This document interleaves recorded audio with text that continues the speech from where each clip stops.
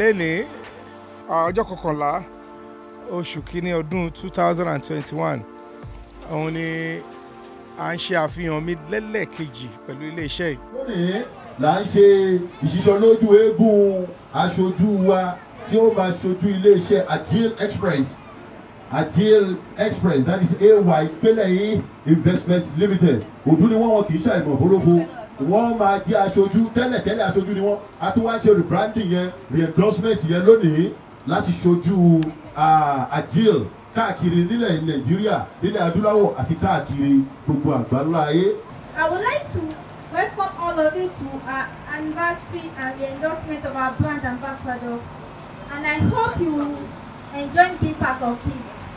Today, we are celebrating our company 5th anniversary and the endorsement of our brand ambassador. And I value you all who are sharing our special day with us. It's rightly said that it doesn't matter where you go in life, but what matters most is whom you have beside you all the way. It's a pleasure for me to invite you all to this event, and I appreciate you all for honoring this invitation. We hand over the microphone to our brand ambassador for a short speech. Kí lẹ rí lọ́bẹ̀ tẹ́ fi wá ru ọwọ́? Bọ̀dá Yomi Fabiyi, ṣé àwọn irú wo ló ń bẹ lọ́dọ̀ Agil ní àtàwọn pánlá àdíṣọ̀ ń bọ̀?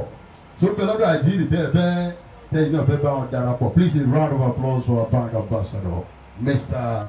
Yomi Fabiyi. Thank you, sir. Thank you. Let me start on existing protocol before I start my speech. I want to use this medium to thank everybody here present today. Mama saw Yoruba at the English platform because of the multilingual companies we have around here. First and foremost, I believe in the philosophy that says you don't go to war with untested weapon. It will make no sense when you go to the war front with your ammunition you didn't test at home.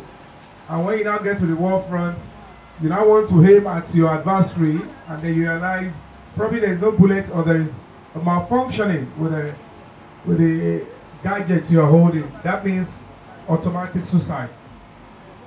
The reason for that particular adage or some kind of a parable is because being a brand ambassador to Agil, I did my first preliminary investigation. I noticed they are formidable, they are reliable.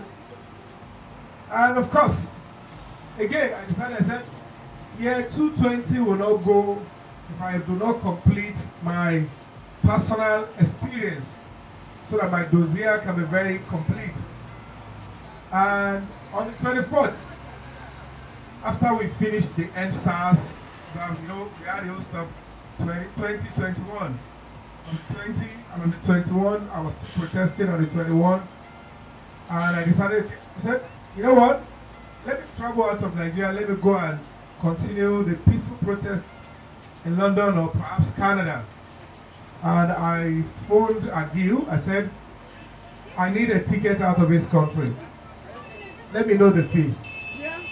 Like I said, no, I'm going to pay, but I need a ticket. I need to get out of this country. And the reason for that was two ways. I need to know how efficient my company is. Because normally as an ambassador, my previous travel will be like, okay, I want to travel so time. I said, I want to even know if Agil can deliver under few hours.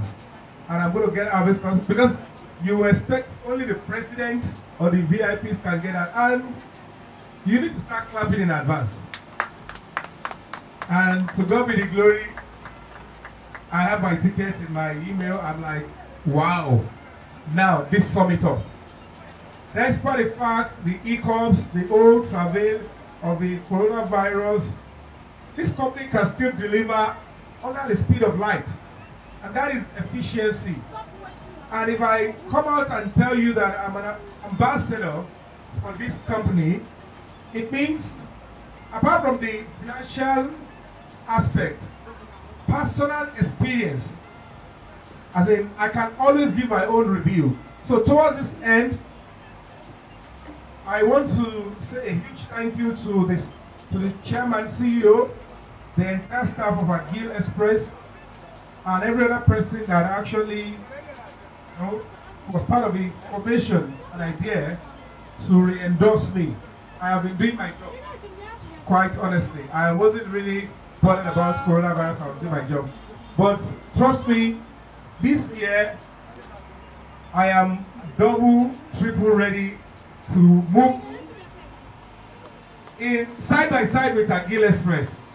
My commitment is again undiluted, and trust me, I will sing the praise. I will sing where you didn't send me. I will send myself. Thank you for honoring me again. Thank you. I appreciate all of you. Thank you. Can you give me a letter A? Can you give me letter G? Letter I? After letter L, you say express. Letter L, express. Agil Express, we are celebrating our 5-year anniversary in the industry of travels and tour. And also the endorsement, the unveiling of brand Ambassador Yomi Fabiyi. We start a new journey in the year 2021.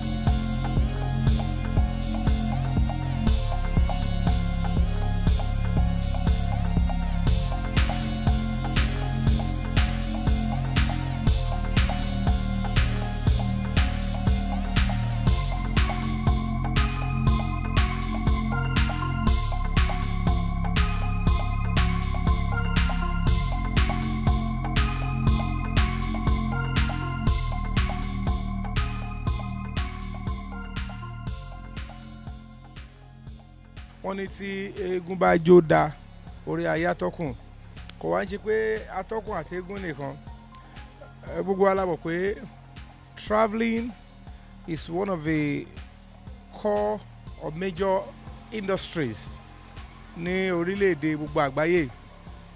Tí a bá ti yọwọ́ the travelling entertainment aviation industry tá a bá ti yọwọ́ ẹ̀ kúrò kò sí nǹkan tó ń jẹ́ pé bóyá à ń lọ kíra wa àbá àmúra wa. And then of course nínú ìtànsọ yìí náà ní ṣe pẹ̀lú kí ọkàn yẹn balẹ̀ because lára services tí àwọn iléeṣẹ́ yìí tí wọ́n ń tà wọ́n ní trust and mo dẹ̀ wá wò ó láwò jinlẹ̀ kí n tó bá wọn dòwò pọ̀ lálákọ̀ọ́kọ́ mo ṣe ìwádìí mo rí i pé bẹ́ẹ̀ náà lọ rí pẹ̀lú bí covid ṣe wà pẹ̀lú gbogbo ẹ̀ ṣe ṣẹlẹ̀ tó náà iléeṣẹ́ ìpẹ̀ láwọn èèyàn tó sì ń rí àǹfààní àti travel tó yẹ kó wọ́n lè travel àwọn services tó ń rẹ́ndà kò mẹ́ẹ̀ rárá èmi fúnra mi náà tún jẹ́ mo tún tọ́wọ́ nú ẹ̀ and nǹkan tí mo kàn máa sọ ojú wípé nǹkan òwúrí ló jẹ́ pé mo ṣì ní àǹfààní àti tún darapọ̀ mọ́ mo dúpẹ́ lọ́wọ́ aláṣẹ àti olùdarí iléeṣẹ́ yìí mo dúpẹ́ lọ́wọ́ wọn fún pé wọ́n kà mí yẹ and mo ń fi àsìkò yìí tún dá wọn lójú pé èmi náà máa ṣiṣẹ́ takuntakun ọlọ́run ò ní bá wa lórúkọ jẹ́ ọlọ́run ò ní bá wa lówó jẹ́ àtàbádẹ́wà rẹ́ni tí ó fẹ́ travel oríṣiríṣi ni tẹ́ bá gbogbo services tó ń rẹ́ndà tẹ́ bá lọ bòmíì tẹ́ bá padà wá regret inú mi ò ní dùn òun mo ṣe máa rọ àwọn èèyàn pé ibi tẹ́ lè lọ tó máa bá yín ṣe gbogbo ètò travelling yín pẹ̀lú ìrọ̀rùn bẹ́ẹ̀ ṣe fẹ́ gbéra kúrò nàìjíríà ni o bẹ́ẹ̀ ṣe máa délùú ìtẹ́ǹlọ́ ni o gbogbo ètò pàápàá ní Dubai tẹ́ bá fi sí ọwọ́ Agil ní káàbámọ̀ ìṣẹ́jú kan péré pàápàá jùlọ mi fẹ́ lè sọ pé Agil dàbí informal Nigerian embassy iṣẹ́ tí wọ́n ń ṣe gan ó tún le ju ti embassy lọ torí pé àmójútó yẹn pọ̀ èmi fúnra mi mo lọ báyìí mo fọ́ ní mo kọ́ àmà lápẹ̀rẹ̀ mo tún experience ẹ̀ fúnra mi náà ẹ má jẹ́ ká ṣe lọ́rọ̀ ambassador ẹ ṣe mí bí customer mo fẹ́ wo services yín mo dẹ̀ rí kò dá ń ṣe kò tó yẹ pa plan lójijì mo kàn sọ pé èmi náà fẹ́ gba Dubai kọjá mo ti ẹ̀kọ́ fẹ́ wá bí àwọn customer yín ṣe wọ́n dẹ̀ route mi padà sí Dubai láti London mo dẹ̀ débẹ̀ mo dẹ̀ rí pé no bẹ́ẹ̀ ṣe sọ pẹ̀lú àwọn ìwádìí àtàwọn kan tí mo ti gbọ́ pẹ̀lú àwọn kan tí mo ti bẹ́ẹ̀ ló ṣe rí in fact tún polówó ẹ̀ tó bó ṣe yẹ kẹ́kẹ́ polówó ẹ̀ because services yìí tó bá sọ pé aago méje ló máa bá ẹ lótẹ́ẹ̀lì tó bá ní aago méje wá wọ́n ti débẹ̀ 30 minutes before bó jẹ́ o fẹ́ oúnjẹ Nàìjíríà ni wọ́n mọ̀ bí tó máa ti lọ bẹ́ẹ̀ gẹ̀ẹ́tì ẹ̀ bó jẹ́ iṣẹ́ náà ni everything mo kọ̀ báyìí pé ẹ wò ó Ọlọ́run jẹ́ àṣìṣe oníṣẹ́ o iṣẹ́ tí Ọlọ́run fi rán Agil òun ló ń ṣe and I'm so proud to darapọ̀ mọ́ iléeṣẹ́ yìí. Before you can make somebody a role model jẹ́ kó jẹ́ ẹni tó mọ̀ dáadáa personally but pa n ṣe film we are default role models tí n bá sọ̀rọ̀ mi kì í fẹ́ káwọn yẹn má bà bẹ́ẹ̀. Nígbà tí mo ṣe ìlérí fún iléeṣẹ́ Agil Express ìgbà míì gan tí wọ́n expect ni máa polongo táwọn èèyàn bá tún DM mi tí wọ́n ń béèrè fún okay o àwọn fẹ́ ṣe kọ́ báyìí ní inú ààyè tèmi máa wáyè mo tún máa ṣe àlàyé sọ bí services yẹn ṣe rí kí n tó ṣe tún ṣe àṣọ pé èmi ti parí iṣẹ́ o ẹ̀yà ìbáyàn báyìí sọ̀rọ̀ nílé iṣẹ́ yẹn wọ́n á ṣètò gbogbo bẹ́ẹ̀ ṣe máa travel yẹn nǹkan tí mo kàn máa rí ni káwọn bí ẹ̀kọ́ máa dúpẹ́ lọ́wọ́ mi ní ẹ ṣé gan o bẹ́ẹ̀ ṣe sọ ni mo bá bẹ́ẹ̀ mo ti lọ mo ti dé o mo dúpẹ́ lọ́wọ́ Ọlọ́run mi mọ̀ pé èèyàn iléeṣẹ́ àwọn iléeṣẹ́ tó lóòótọ́ báyìí wà and that is it èmi ń ṣe bí iṣẹ́ mò ń ṣe bí wà tẹ́ pé iléeṣẹ́ mi ni ebi ò ń ṣe ń tẹ́ kọ́ máa tó máa sign tó máa kọ́ lọ fẹ̀yìntì pé wo tó bá wùn kẹ́ lo fọ́tò tó bá wùn kẹ́ lo fídíò èmi ṣáà ti gbowó tèmi irọ́ o nǹkan tí mo ṣe àwọn ìlérí tí mo ṣe wọ́n ní pé kò ṣẹnu lásán tẹnu kọ́ tètè bọ̀ lè kọ́ mo mú ṣẹ́.